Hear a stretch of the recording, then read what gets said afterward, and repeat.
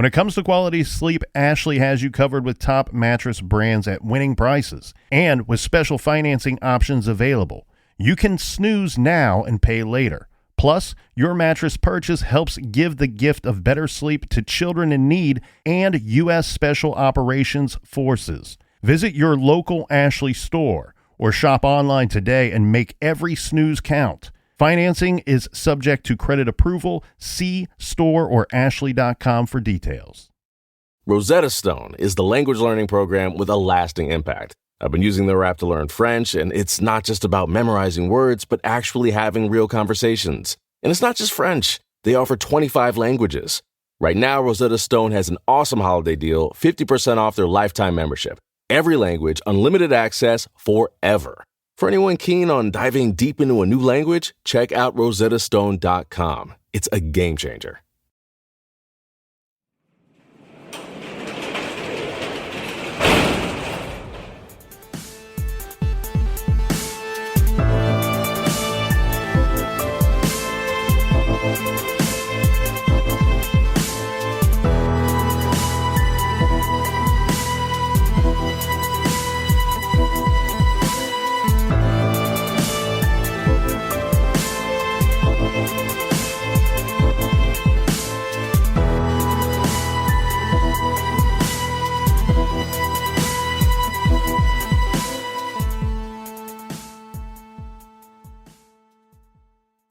Welcome to True Crime Garage. Wherever you are, whatever you are doing, thanks for listening. I'm your host, Nick, and with me, as always, is a man with a closet full of guns and a freezer full of meat, but he's fresh out of toilet paper. He is the Captain. No poo-poo paper for you, my friend. It's good to be seen and good to see you. Thanks for listening. Thanks for telling a friend.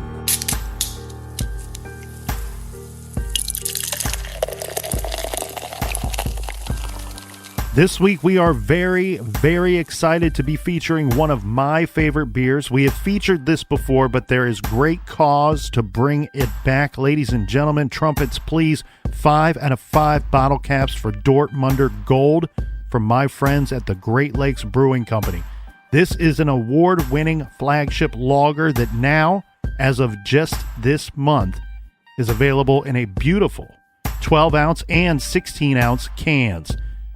My, how we have come a long way, and today we are toasting with one of our favorites to some of our favorites. First up, cheers to Amber in Humble, Texas. Amber says the beer that she's buying, that she's providing to the Beer Fund Captain, is for you because of your awesome takedown of Scott Peterson. The cheating turtle. Yeah. Scott, the piece of shit. Peterson. And a big shout out to Christy in Melbourne, Australia. Next up, we have Jennifer in Salem, New Hampshire. And a big shout out to Lori in Dallas, Texas. Next up, we have Emily in Chicago. And last but certainly not least, a big cheers and thank you to Catherine in Orlando, Florida. Everyone we just mentioned went to truecrimegarage.com and contributed to this week's beer fund. And for that, we thank you. Yeah, we thank you. And thanks for joining us. We know it's tough times. It's tough here in the garage. Keep your distance. Keep your distance, Colonel, or I'll sock you in the mouth, and that's enough of the business. All right, everybody, gather around at a safe distance. Grab a Not chair. Not too close. Grab a beer. Let's talk some true crime.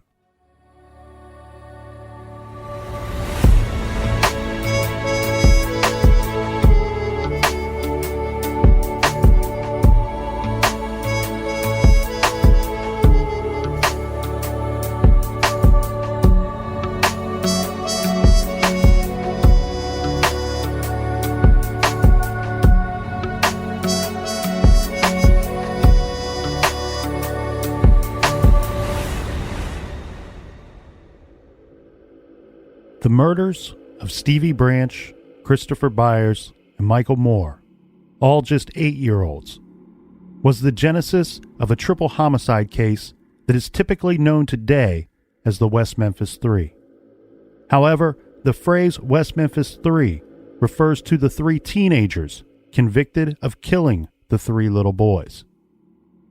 On May 5th, 1993, in a town west of Memphis, and appropriately named West Memphis, Arkansas, the 3 8-year-old boys were reported missing. Initial police searches that night were limited. A more thorough search for the boys began the next morning at 8 a.m. After 1 p.m., the boys were found, but not to a good end. All were dead, found submerged in muddy creek water. Each boy had been stripped, and what has been commonly referred to as hogtie, each with shoelaces belonging to the boys. The drainage ditch contained 2 of the children's bikes and the clothing that the boys were wearing when last seen alive. The clothing was mostly turned inside out and twisted around sticks and stuck in the mud below the surface water. The Frank Peretti autopsies indicated that Christopher died from multiple injuries and possibly bled to death, and Stevie and Michael died from multiple injuries and drowning. They were murdered. The bodies and evidence concealed in the muddy waters, located in a small patch of woods known as Robin Hood Hills. Almost 1 month later, on June 3rd, at 2:44 in the afternoon, Detective Brian Ridge and Inspector Gary Gitchell got 17-year-old Jesse Miskelly to confess to being involved in the murders. A confession filled with inconsistencies, errors, and statements that go against some of the very basic known facts of this case. Jesse implicated 16-year-old Jason Baldwin and 18-year-old Damian Eccles as the assailants, rapists, and murderers of the 3 boys. The next morning, at a press conference announcing the arrest of the 3 teenagers, Inspector Gitchell was asked by a reporter, on a scale of 1 to 10, how solid do you feel your case is? Gitchell smiled and replied, 11. Legendary FBI profiler John Douglas later called this moment that golden nugget of law enforcement theater. In 1994, the 3 teens were convicted of the murders. David Burnett was the presiding judge. Damian Eccles was sentenced to death. Jason Baldwin was sentenced to life imprisonment. And in a separate trial, Jesse Miskelly Jr. was sentenced to life in prison, plus 2 20-year sentences. The HBO documentary, Paradise Lost, The Child Murders at Robin Hood Hills, documented the case and the 2 trials. The now famous film, which was followed by parts 2 and 3, inspired justice advocates to unite and take action. An army was formed. Men and women, some of them celebrities, some of them from far away, all united for one common cause: to free the West Memphis 3. But if the West Memphis 3 were innocent, then who committed the murders? Many, after watching the documentaries, grew suspicious regarding 2 of the parents: Christopher's adoptive father, John Mark Byers, and Stevie Branch's stepfather, Terry Hobbs. Both looked guilty for different reasons. Following a successful decision regarding newly produced DNA evidence, the West Memphis 3 negotiated a plea bargain with prosecutors. In August of 2011, they entered Alford pleas, which allowed them to assert their innocence while acknowledging that the prosecutors had enough evidence to convict them. After having served 18 years and 78 days in prison, Judge David Laser accepted the pleas and sentenced the 3 to time served, and they were released. In a packed courtroom, Judge Laser spoke from the bench. Quote, "I am aware of the controversy that's existed. I'm aware of the involvement of the people in this case. I don't think it will make the pain go away to the victim families. I don't think it will take away a minute of the 18 years that these 3 young men served in the Arkansas Department of Corrections. What I just described is tragedy on all sides." and I commend the people in the case that have assisted toward the end of seeing the justices served to the best that we can do. It took nearly 20 years to right just some of the many wrongs in this case. But somewhere along the way of this long journey that took the valiant efforts of so many, something was lost and almost forgotten. The 3 little boys that were killed and lost their lives that day. The families of these 3 will never get them back. So this is not the best we can do, because there's still time to get justice for Stevie, Christopher, and Michael. The Forgotten West Memphis 3.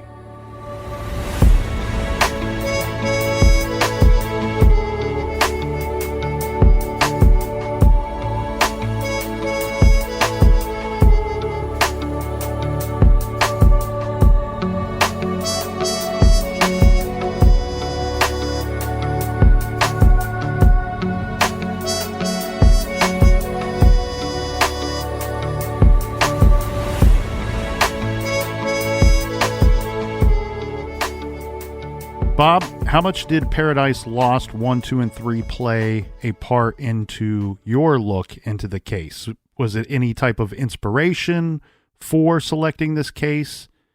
Take us into the Bob Ruff world a little bit on why you chose the West Memphis 3. Yeah, it's funny because Paradise Lost, the entire trilogy, did play a big role in why I selected the case for Truth and Justice, but in a weird kind of way. I study wrongful conviction cases because that's what I do for a living, right? So it's I always go into these big famous ones and study them just to look for patterns and things to look for, because we get hundreds of cases every month submitted to us to look at, and so I like to see what is there a jailhouse snitch involved? Is there not much physical evidence? Is there a potential wrongful or a false confession? There's a lot of little patterns that happen. So I was just watching the documentaries just to get an idea of what the case was about.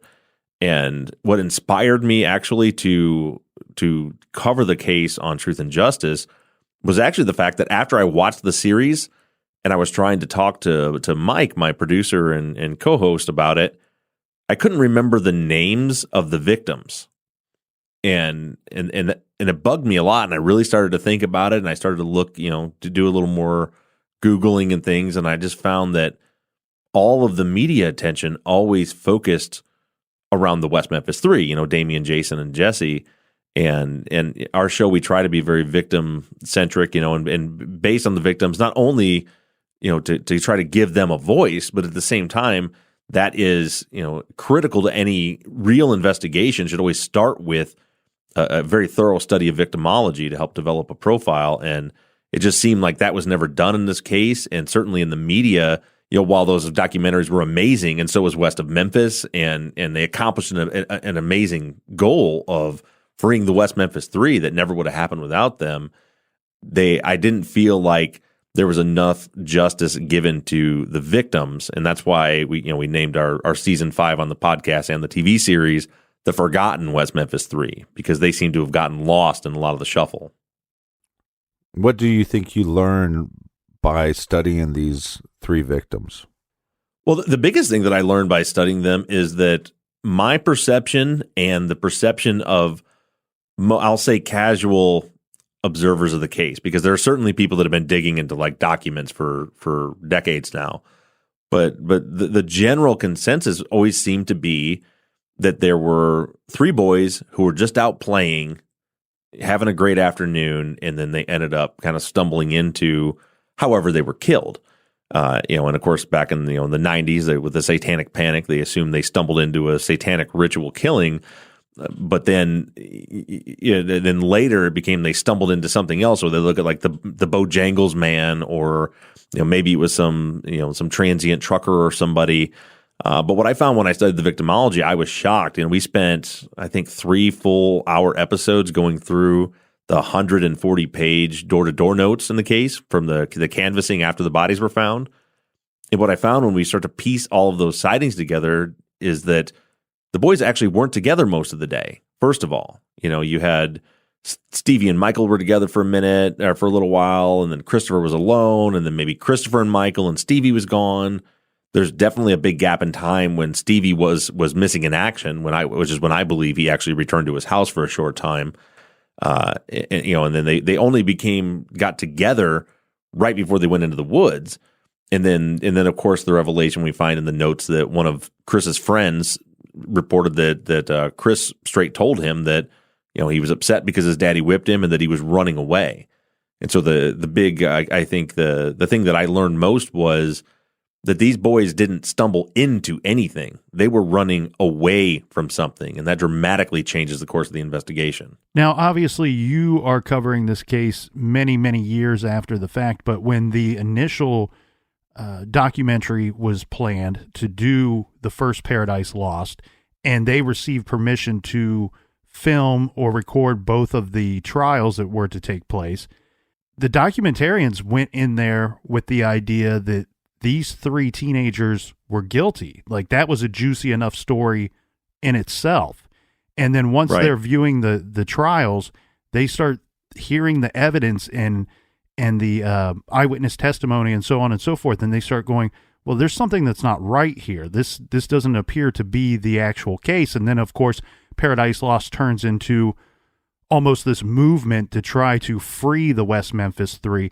When you went into this, and of course, we understand it was years later, but did you go into it with the idea of, okay, these guys are completely innocent, or maybe Mark Byers had something to do with this, or Terry Hobbs, did you go into this with anything prior thought of what knowledge you had of the case, or did you not really have an opinion of it at all until you started looking into it? Oh, I definitely had an opinion, but I tried to approach it from a really unbiased perspective, because now both of you guys, I know definitely Captain. I don't know, Nick, were you a big fan's not the right word, but were you really interested in the case for years to come, or was that more just Captain's thing? Yeah, it's always been one of my pet cases, I guess. It's one that's so easy to get sucked into, and actually just knowing that we were going to talk today pulled me right back in. It's one of the most fascinating cases out there. Right, it really is. So when you watch, and I guess I'll ask you and Captain, because I want to know if I'm alone in this. After you watched, if you watch them in order, after you watched part 2 of the Paradise Lost series, who did you think was probably the most likely suspect? So that's what's so interesting to me about Paradise 1 and 2 is, and I might have had a different opinion after watching the first one than maybe most. I watched that first one on HBO when I was a kid, I don't know how many times, and I always walked away from the first one going, you know what? I actually think these three teenagers did it. And then, of course, you watch Paradise Lost 2, and it looks like Mark Byers, he just time and time again comes up looking guilty and more guilty, and that he was the one that did it. And, of course, he's also this large, loud, imposing man. He's also an authority figure to Chris and the other boys as well. He might know the area. There's just so many reasons why you can go, all right, well, maybe he looks good for this. Right, and that was exactly my experience. I was wondering, Captain, did you think the same after you watched part 2? Well, after I watched part 1, my first thought was that I feel Jason Baldwin is very transparent. He's very believable in everything he's saying. I believe 100% that he had nothing to do with the crime. Then when you look at the confession with Jesse Miskelly, it doesn't really line up with what the crime actually was, but I could never get over the boogeyman comment from Damien Eccles. At the end. At the end of part 1, he's like, well, now I'm going to be known as like the boogeyman of West Memphis, and kids are going to say, well, maybe Damien's under my bed or he's in the closet. And that, to me, didn't seem like something an innocent person would say. Oh, for sure. Really kind of spot on with what you think, Captain. When I watched part 1, I thought maybe they're innocent. Definitely I felt like Baldwin was innocent, but Damien I wasn't so sure about. And then after I watched part 2, I was convinced that Mark Byers was the murderer. I mean, 100%. I remember coming in because I watched these late. It was 3 years ago. I remember coming to the office and telling Mike, I was like, dude, holy shit. This guy killed him. The adopted father killed him. I mean, he had his teeth removed and blah blah. All the different things from there. I was convinced after part 2 that it was Mark Byers, and that's kind of why I was when you asked if I had kind of an opinion, that swing from there. Then of course after 3, everybody thinks Terry Hobbs did it, right? That's kind of what they left you with, and then west of Memphis, and so for me it was like, okay, I need to approach this from a completely unbiased perspective because Joe Berlinger just fucked me up in 3 documentaries in a row. Because, I didn't watch them as they came out. I watched all 3 of them back to back over the course of a week. And I watched, based on the way they were produced, I went from thinking, oh, maybe they're guilty, Jason's probably innocent, to, oh my God, it has to be Mark Byers, it's obvious, to part 3 was like, oh no, it has to be Terry Hobbs, it's obvious. I was like, man, if I'm being swayed that much by the media, there's got to be a lot more to this case than the way they're presenting it. And so that really led me into taking a completely unbiased approach and try to look at the investigation, which is what we did in season 5 when we covered Truth in the West Memphis 3, is to go all the way back to ground zero and just basically start a brand new investigation and see where it leads us. Well, I became a big fan of yours when you were covering Serial, and I really like the approach that you took there, where you had a thought process and then you kind of try to prove yourself wrong. And I always like taking that approach. But to me, West Memphis 3 is very similar to the Adnan Syed case, where people look at the case and we are presented from these documentaries, we're presented all this cast of characters, and people always see, like you said, are the teenage boys guilty? Yeah, or is it one of the stepfathers? And everybody seems to have strong opinions of the characters that are cast for us. It seems like not too many people look outside that cast of characters, and it seems like there's no new cast of characters in West Memphis 3 in the last 20 years. Right. Well, when you see the, I know we're recording this before you see the series, and you're airing it after, but hopefully you won't have that opinion after this weekend, because we have, I hate to, you're right in the term cast of characters. I don't, it makes it seem like it's a story, but one of the things I wanted to do was get away from the sensational, the cameras are always on Damien, right? And through Paradise Lost, it's Damien and John Mark Byers are key characters, and it's because they're the most interesting, right? When you're watching it, Damien is saying things like, "Well, I'm going to be the boogeyman under their bed," and Mark Byers is blowing up fucking pumpkins and lighting bonfires at the Discovery site. But there's a lot more important characters, I think, that you've never seen on TV before. You've never seen it in the documentaries. You've never seen it anywhere. We have, I don't know how you want. Do you want me to mention? Do you want me to spoil some of what's coming up, since they're going to hear it after, or no?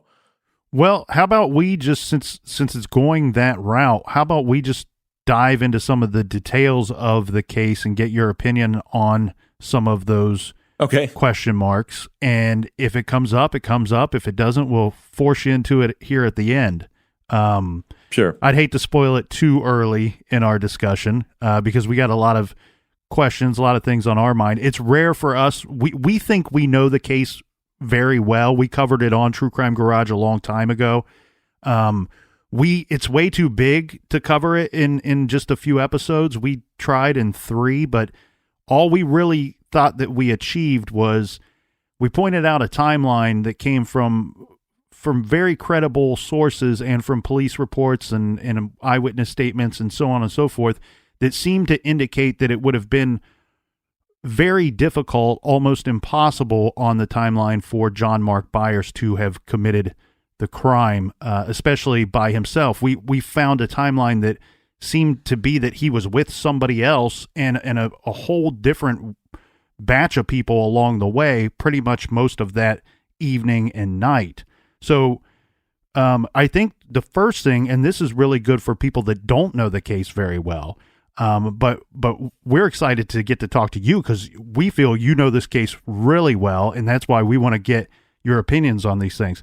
But for the people that don't know the case well, one thing I think the public may have trouble grasping, but they do need to understand, as it's very important to how things played out the way they did. So I think if you could kind of talk to this a little bit, but we need to have an understanding of the level of poverty here in regards to the three boys that were arrested for the murders, and in regards to the lifestyle of the three young victims, because the three that were arrested, they were extremely poor, unfortunately, and the three victims were a little more middle class. Could you talk and expand on that a bit? Yeah, what's interesting really is that a little more middle class, I guess, is a good way to put it. But the entire, Captain used the term cast of characters earlier, and if you look at it like that, the entire cast of characters here, they're all, at the poverty line or below, including the victims' families. So you have definitely the three convicted. They're living in very low rent trailer parks. And I've been out to these places. They haven't changed much since then. Definitely on the lower income scale. But even the three victims, you had, the buyers, everybody was working, they had jobs and they were getting by, but these people definitely weren't thriving. And you had an interesting situation in just about every family. You had, we had on our show, we had Dawn Moore, who's Michael Moore's sister, who had never been interviewed before. And she was on the podcast during season 5. And she gave us a whole new look into the household of the Moores, right? So their issue there seemed like it was alcoholism. She said, both her mom and dad were alcoholics. It was an abusive situation, and so that wasn't the picture I had when I was studying victimology of what that household looks like. You go across the street to the buyer's household, and again, they're getting by, but they struggle a little bit financially, and you have. You have some drug addiction, both on Chris Byers' mother's part and his adoptive father, and then you go down to the Stevie Branch's household, the Hobbs household. You had Pam and Terry were both working. They seemed on the surface to be the most stable, but then we find out later that there's possibly or allegedly some abuse that's going on there, and then also maybe some drug use down there as well. So you had nobody was in good shape, so to speak, as far as in their household. Either they're struggling financially, they're struggling with substance abuse, or they're struggling with physical abuse in all of these different communities. But definitely the three that were convicted, Damien, Jason, and Jesse, they were throwaways for sure. And when I say that, I mean that they were, as you said, they were extremely poor, much more so than the three victims. And once they were targeted by police, whether they actually believed they did it or if they were in fact targeted, that's up for speculation. But once they were targeted, there was nobody there to fight for them. They didn't have any money. They didn't have lawyers. They just, they were throwaways. There were people that I think the powers that be, and particularly the West Memphis Police Department, thought, we can lock these people up, close this case, everybody's going to be happy, and no one really cares what happened to these three kids. Well, and back to one of the things you were saying before, that when you're looking at the victimology, like you said, it changes from here's these three boys hanging out and they stumble upon something. As you were saying, you were getting into the idea that they're running from something. What evidence did you find? Could you find evidence to back that up? Yeah, well, I mean, a big part of it is the fact that we find some weird anomalies throughout the sightings of them throughout the day, where they're not together, they disappear, and then when we study. So let's look at Stevie Branch in particularly. Stevie was probably the most well behaved of the three, based on what we see from school reports. We had, it sounds like what we would call today, Chris Byers and Michael Moore both suffered from ADHD, which I can relate to. I have a 9-year-old that has the same issue. Tend to be a little more mischievous. But, Stevie was a rule follower, and he pretty much stayed out of trouble, and he was told that he needed to be home by, 4:30, 4:45. And so you had to believe that he's going to do his best to make that happen. And then the sightings seem to indicate that did happen. They disappeared. And then there's some medical evidence that Stevie has partially digested green vegetable like food in his stomach. Well, that can only occur for about an hour and a half before it moves past that stage in the stomach, which means somewhere along the lines he went and ate some vegetables, which would be a good indication that he did go home. But then he left again.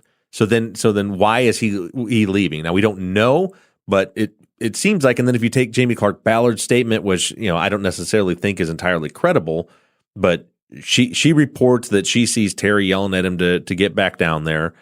And just the fact that Stevie leaves again after dinner, and then what we learn later in his victimology study that we have there has been reported abuse from his stepdad Terry Hobbs, and that's come from some family members, but also in people that I've interviewed outside of the family have told us the same thing, that that they were always kind of afraid for Stevie because of some beatings that he would take from Terry.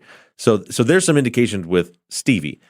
Christopher is easier, because he literally went to, the kid's name is Bobby Posey's house, in the door-to-door notes, and I've spoken with Bobby Posey. We hear from him in the TV series, and he goes to tell Bobby that his daddy had just whipped him and that he's running away. So we don't have to speculate about if Chris Byers was running away, because he told his friends that he was running away. We have other witnesses that we hear from in the TV series that say that they saw them with sleeping bags heading towards the woods. And Michael Moore was always kind of the leader of the group. There's not so much with him as far as direct evidence, other than some things his sister told us about, the situation in the household and some potential abuse that could have been happening in the household. Again, that's according to her. That's not verifiable, so I would say alleged abuse that happens in the household. So all that together, and then with the sightings that put them in different places at different times, and then kind of coming together, and then going to a place where they know they're not supposed to be, and the fact that Stevie would go there when he really knows he's supposed to be at home at that point, to me those are all great indicators that they were running away from something. They weren't just in that scary woods across the pipe just to play.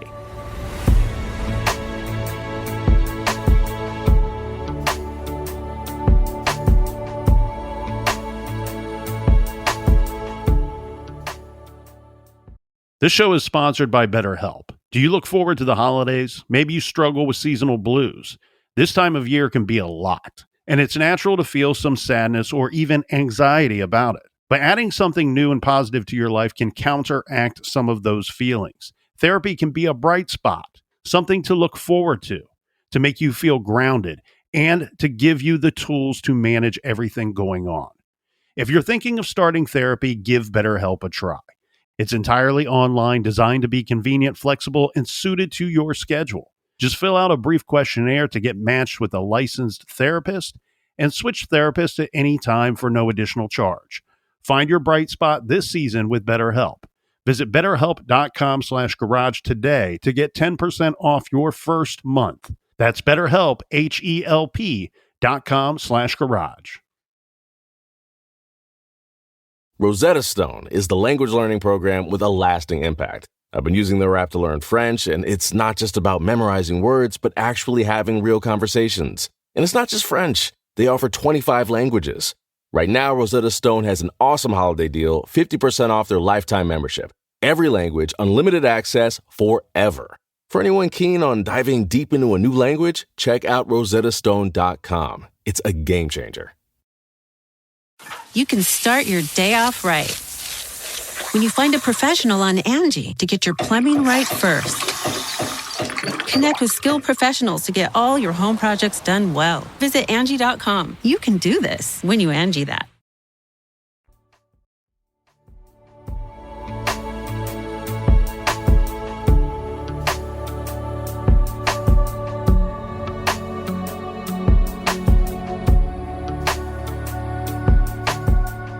And one of the victims, was it Michael Moore that was known to be afraid of those woods? Chris Byers. Chris Byers.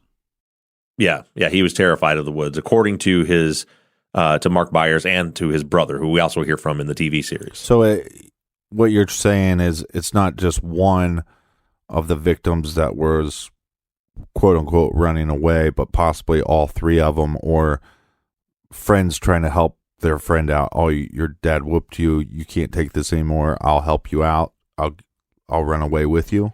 Yeah, this is kind of somewhat speculation on my part, but my theory is that it's kind of a Stand By Me type of deal, where the kids are kind of rising up against the grown-ups and taking matters into their own hands. I think that, and again, this is my theory, is that Chris was fed up and running away. I think that I think that Stevie, I'll be honest with you, I think Stevie did go home and eat, and I think that he left and he was scared.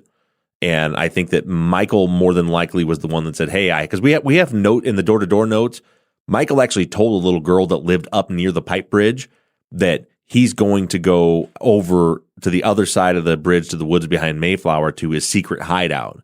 So I think Michael becomes the kind of the savior, the leader that says, the other two are they want to run away and get away from their parents, and Michael says, well, here, I know a spot. Let me lead the way, and takes him over there. And John Mark Byers, he admits that he hit Chris that afternoon, that he disciplined him.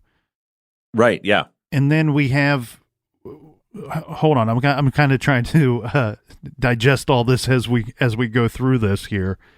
So that's what I find very interesting, at least about the Robin Hood Hills portion of it. Like, do you believe that the boys were killed at Robin Hood Hills?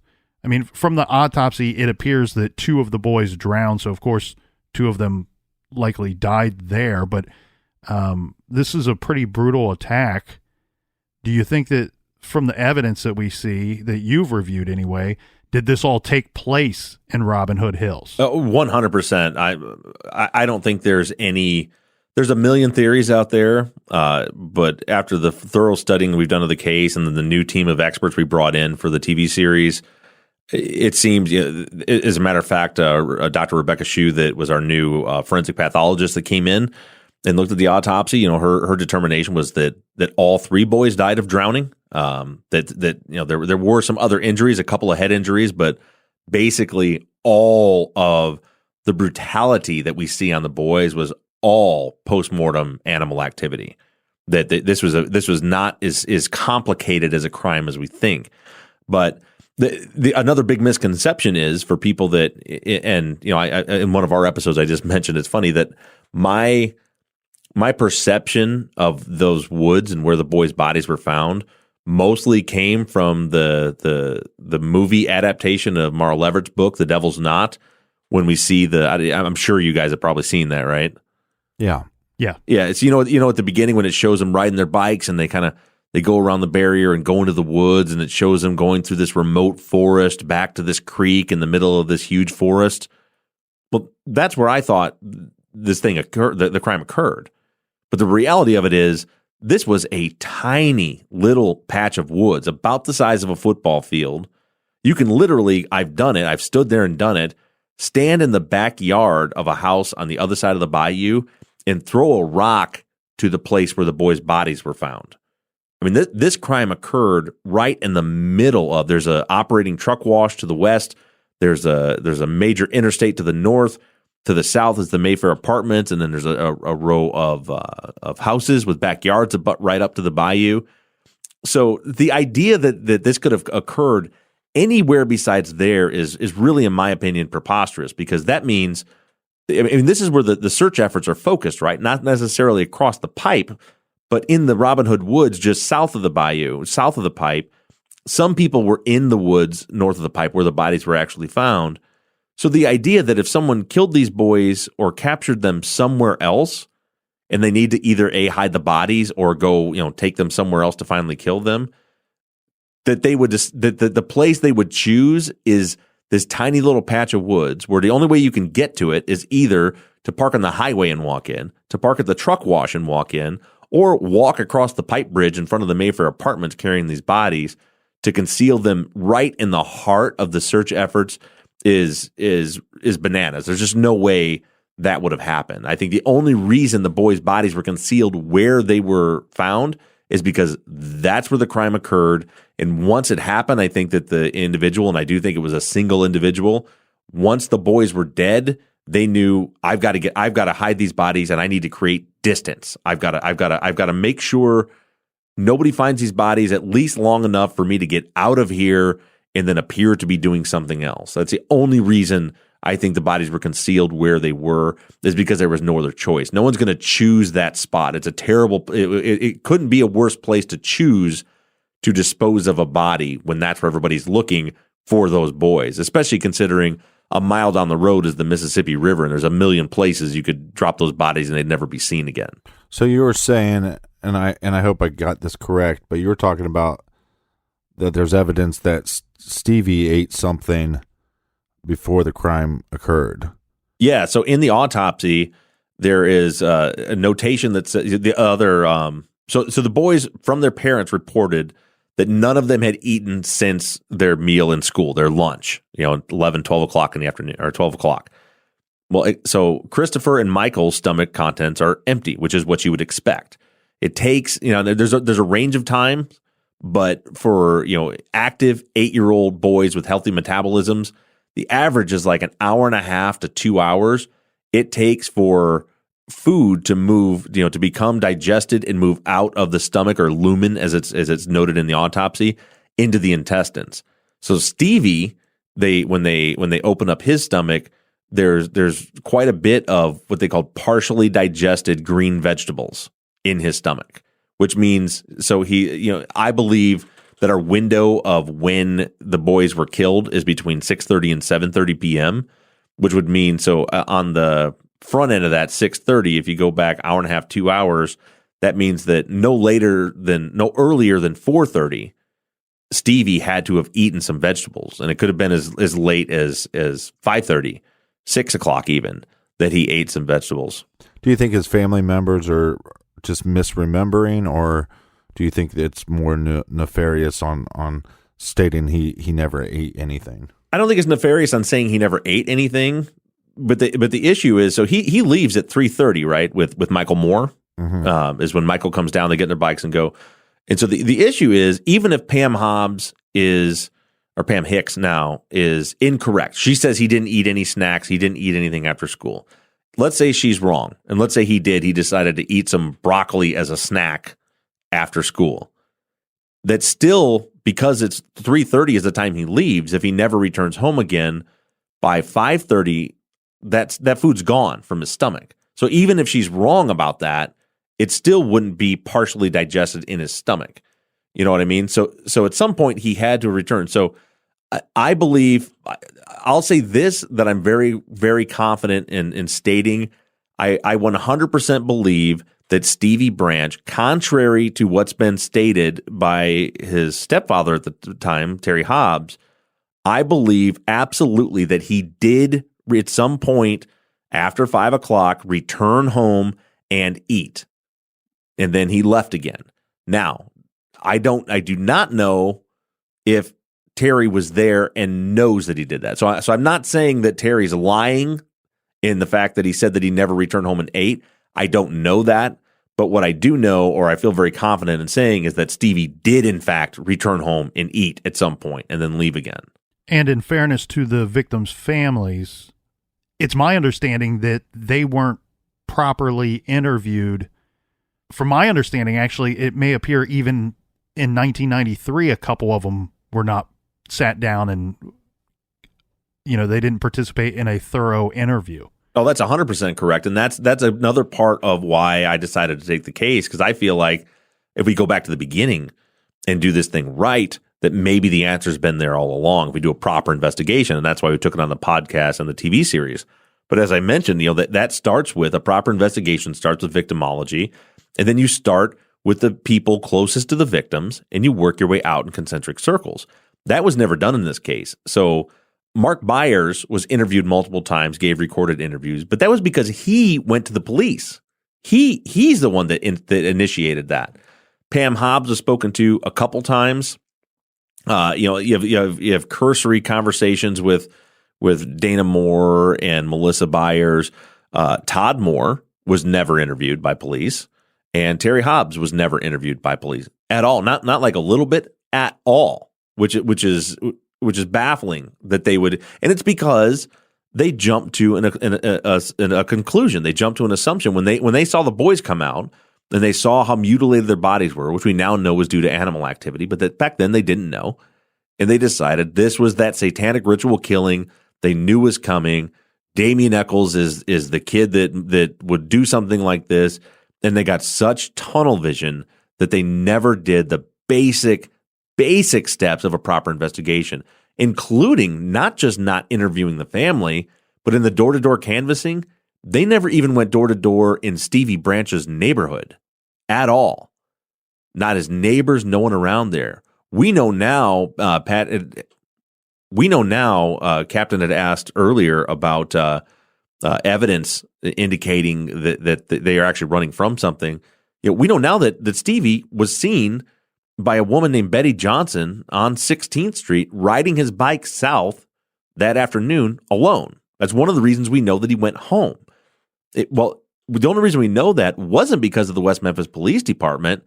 It was because of a newspaper reporter that started knocking on doors in that area, asking people if they'd seen the boys. And she said, yeah, I saw Stevie by himself on his bike riding south on 16th Street that afternoon. The police had no idea that happened because they never asked anybody in the area. Tell me if I'm wrong about this, but I've seen where there were sightings of, one boy, two boys, three boys on their bikes, and possibly even four boys on their bikes. And a lot of people think that fourth boy could have been Vicky Hutchinson's son. Right. Which I don't believe that, by the way. But did you see any reports of four boys together? Yeah, there were a few reports with four boys together. As a matter of fact, in our timeline that we put together based on all those door-to-door notes, I show that I called him Mystery Boy, but there, one of the big sightings was when Narlene Hollingsworth sees the boy and sees, she says she sees three boys on bikes.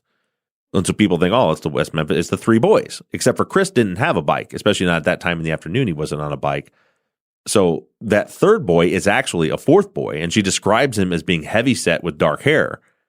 Well, that doesn't describe either of any of the three victims who were all thin.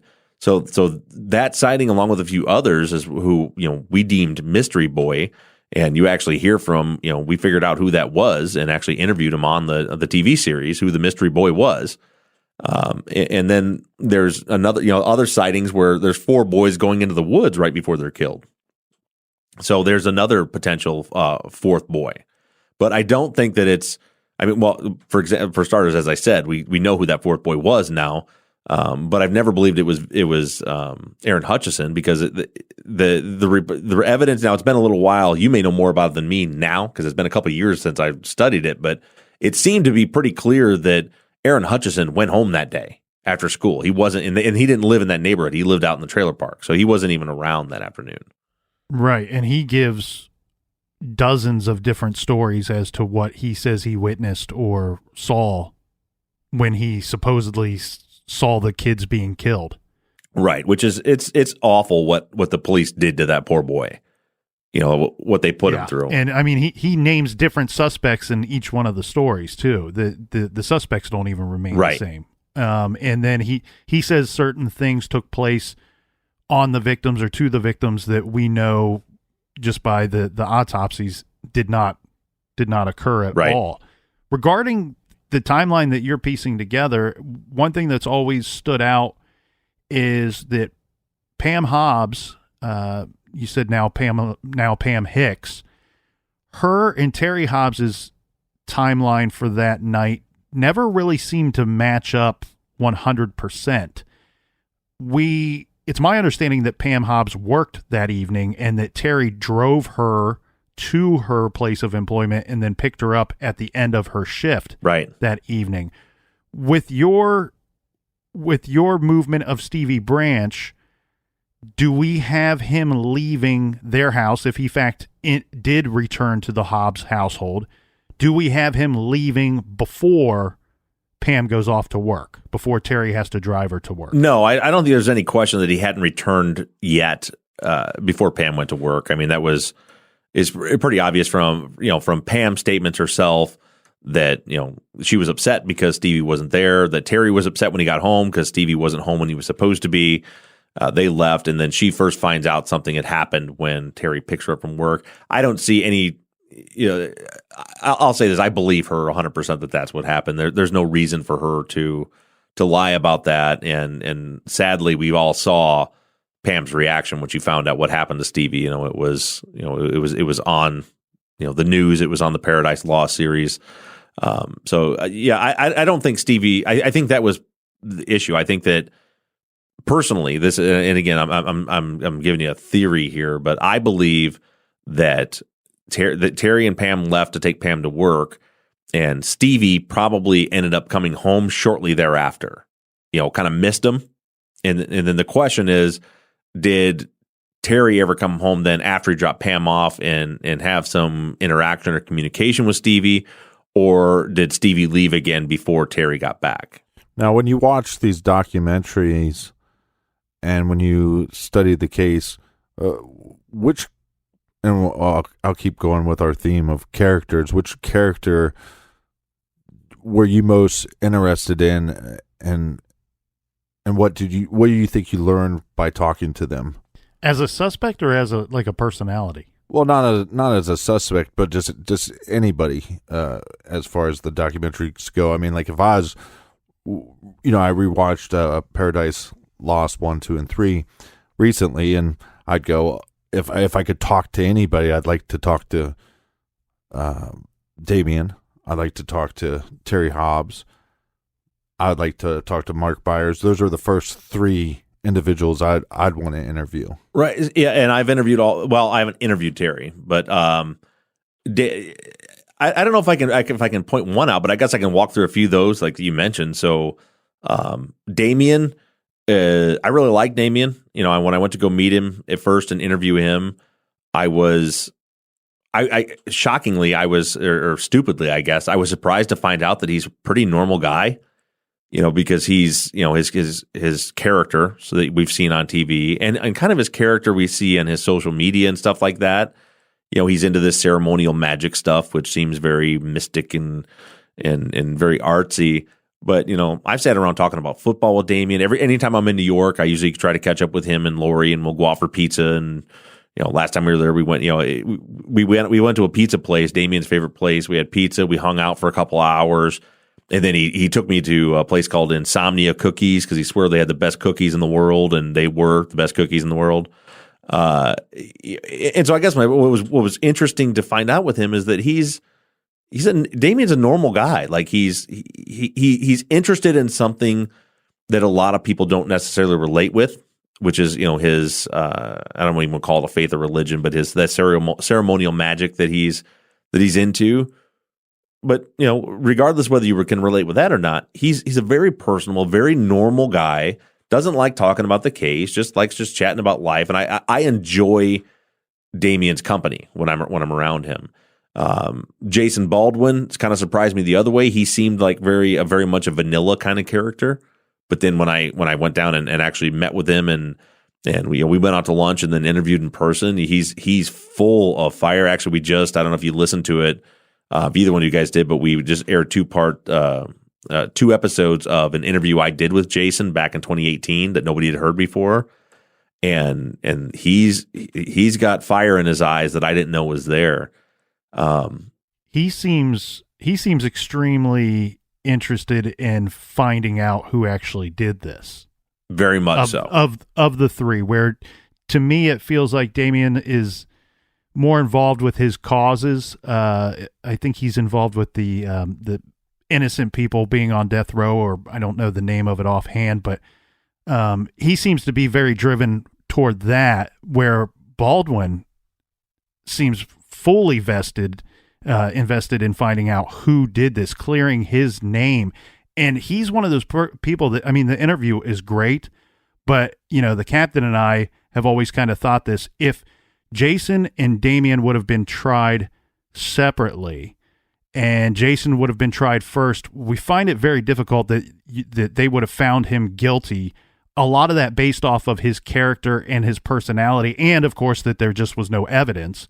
But to hear your interviews with him, really takes his character, as you said, to the extreme, because he does seem very vanilla on the surface. But when he starts talking about the case or talking about things that were going on in West Memphis at the time that they were charged with the crimes, he's fascinating, and two, he's very dialed into what he was doing. And I found his very detailed alibi to be incredibly, one, interesting and incredibly believable.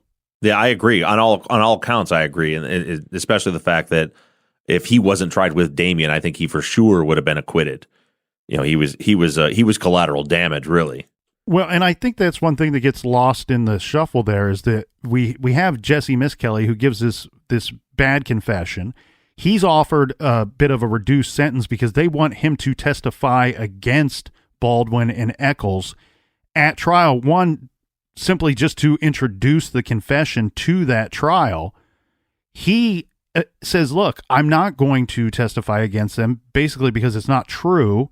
And then Baldwin gets the opportunity to testify against Eccles, and he turns it down as well, where that shows something to the character of these still very young men, these teenagers at the time.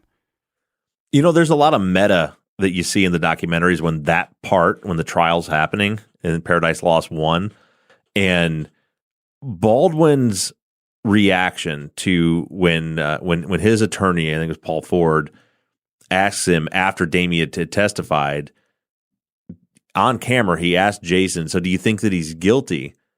And if you watch that scene right there is what convinced me that Jason Baldwin has no clue what actually happened, because you could see it in his eyes that he was thinking.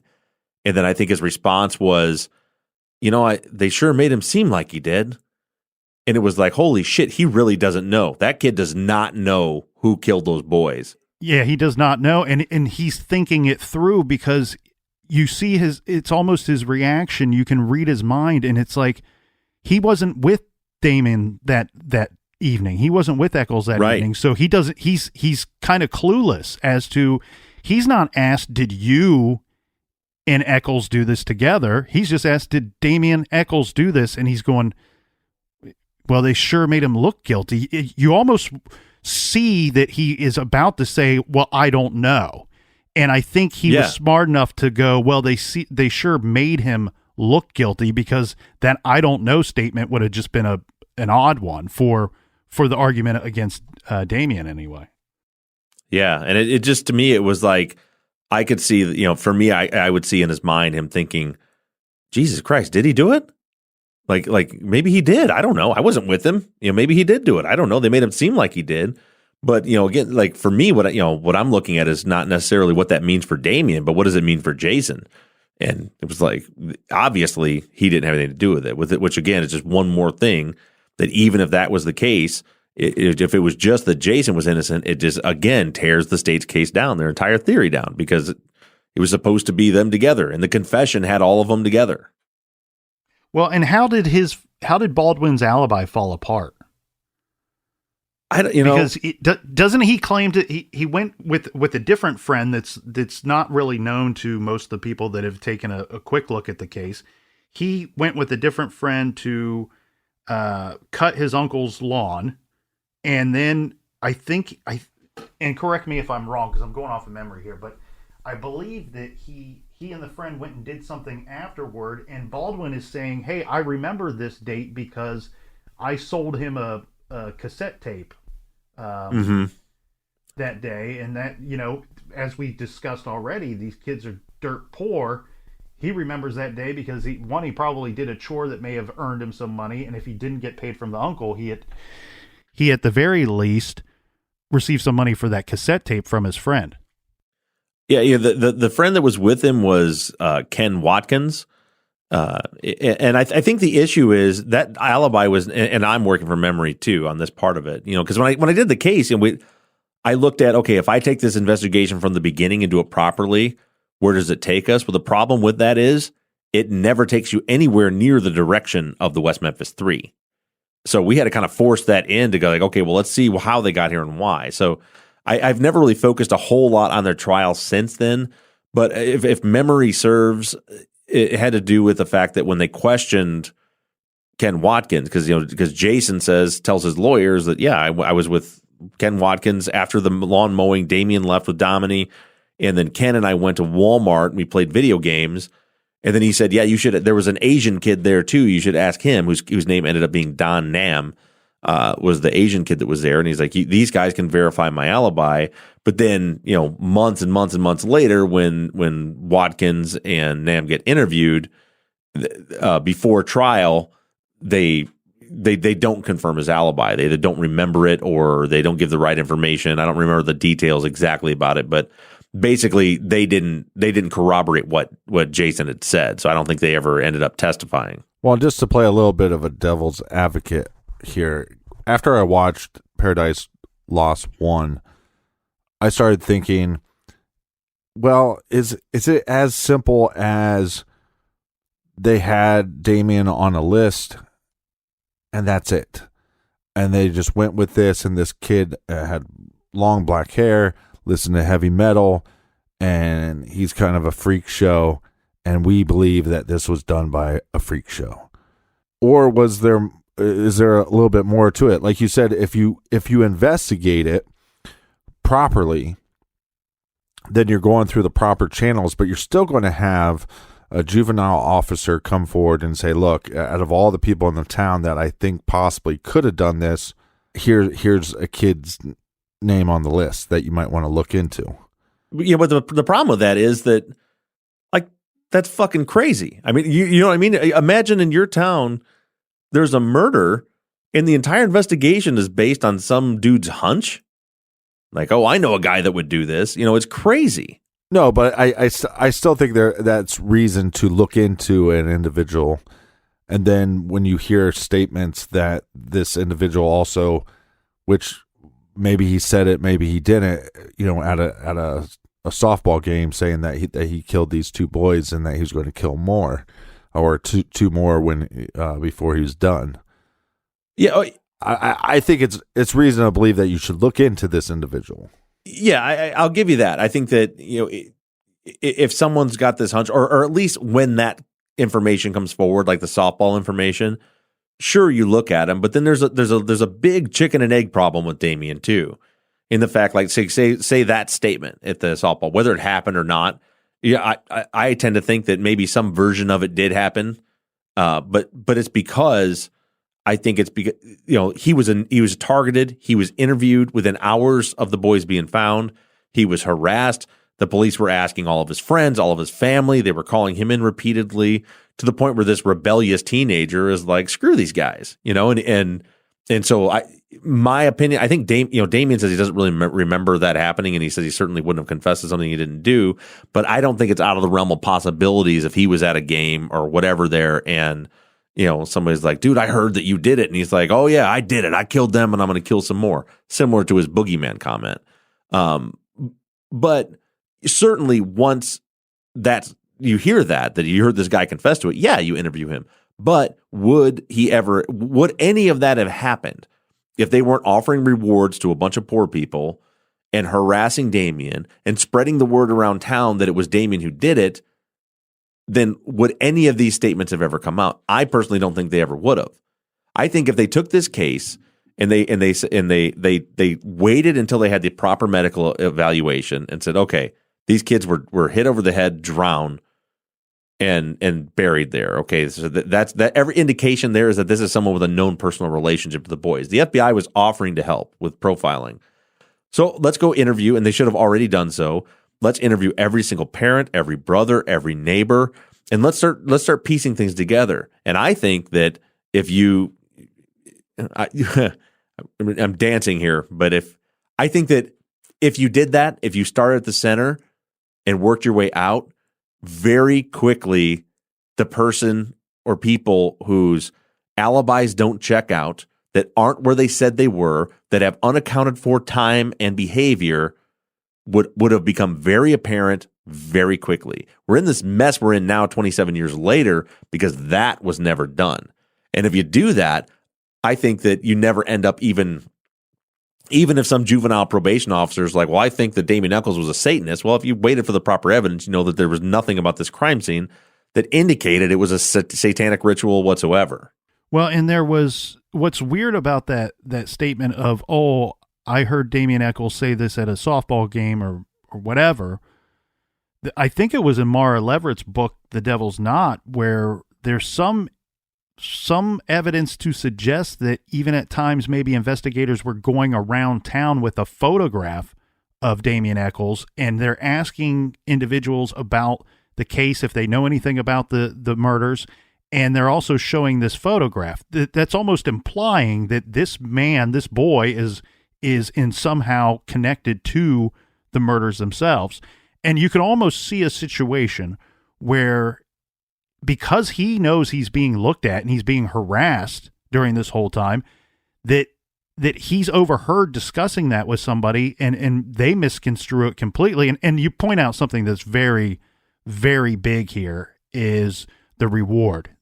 All these people are poor, and now we got this money sitting on a table up for grabs. If you have any information, tell us, and let's put these devil worshippers behind bars, and here's your pot of gold. That money was never officially paid out to anyone that we know of, right? Yet no one knows where it went. They've been able to keep that pretty tight-lipped. Well, yeah, it might have went to Vicky Hutchinson. Who knows? Question for you. You said something that I find very interesting. A lot of people that think that the West Memphis Three are guilty of this crime, a lot of people will cite that, well, this is a crime that couldn't have been done by one individual. And you stated earlier that you believe it was done by a single individual. What makes you believe that? There's a lot of things that have to do with the profile of the crime scene. You know, we've worked with Jim Clementi doing crime scene reconstruction and studying the behavior exhibited here. And my own analysis was the same. People think that how would one person kill three boys?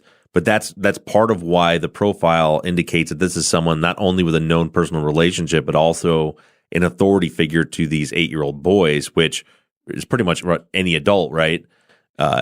It's very easy to see, say, one boy gets punished, and which results in him being unconscious, and the other boy's freaking out, and for that single figure to yell, you get your butts back here, or come back, or I'm going to do this, or whatever, and you could literally, I've said this before on the podcast, as a grown man myself, I could easily grab 3 8-year-old boys by the naps of their neck, by the collars of their shirt, one in one hand and two in the other, and grab them and hold them underwater, all three at the same time.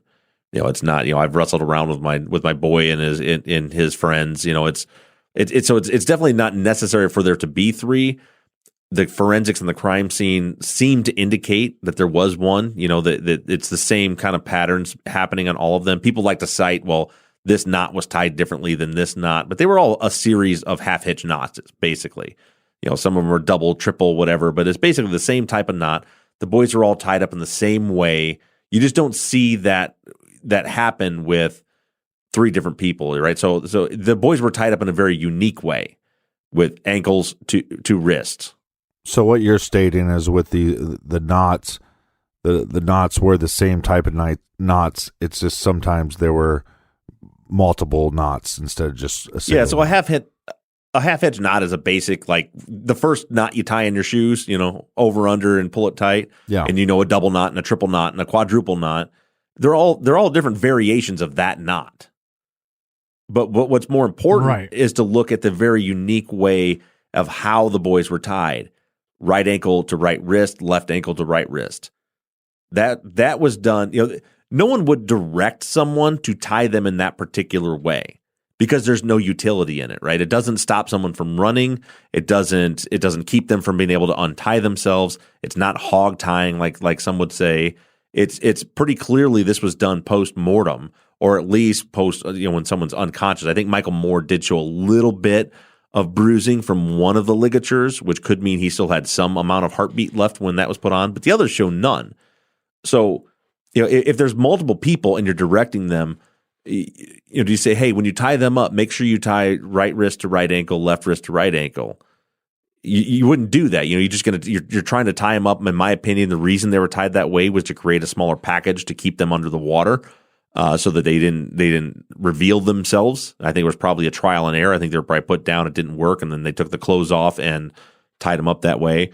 But that's kind of really getting into the weeds. But the point is, in my opinion, looking at that crime scene, the same person tied all three of those boys up. The same person put all three boys into the water and the clothes. Everything is too uniform for there to have been multiple people there. And also, I mean, plain and simple, two people can't keep a secret like this for that long. It's impossible. The only way a secret like this gets kept is if only one person knows what happened.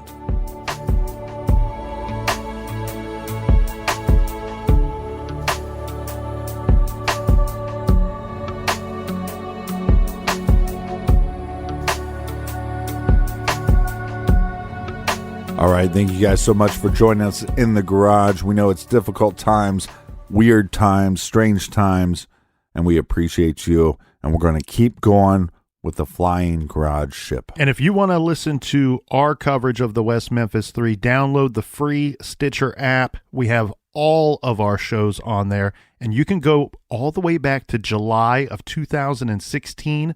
Listen to episodes 40, 41, and 42. Those are the West Memphis 3 episodes. Also, we've talked about West Memphis 3 I don't know how many times on our other show, Off the Record, available on Stitcher Premium. Go to our website and you can click on Off the Record and get a free month of listening. Until tomorrow, be good, be kind, and don't litter.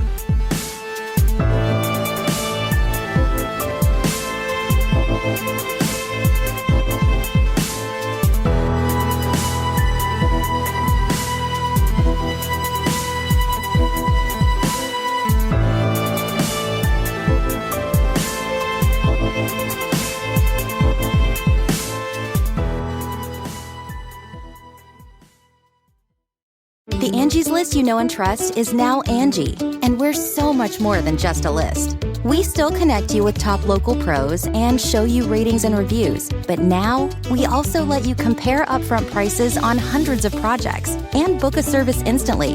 We can even handle the rest of your project from start to finish. So remember, Angie's List is now Angie, and we're here to get your job done right. Get started at Angie.com. That's ANGI, or download the app today.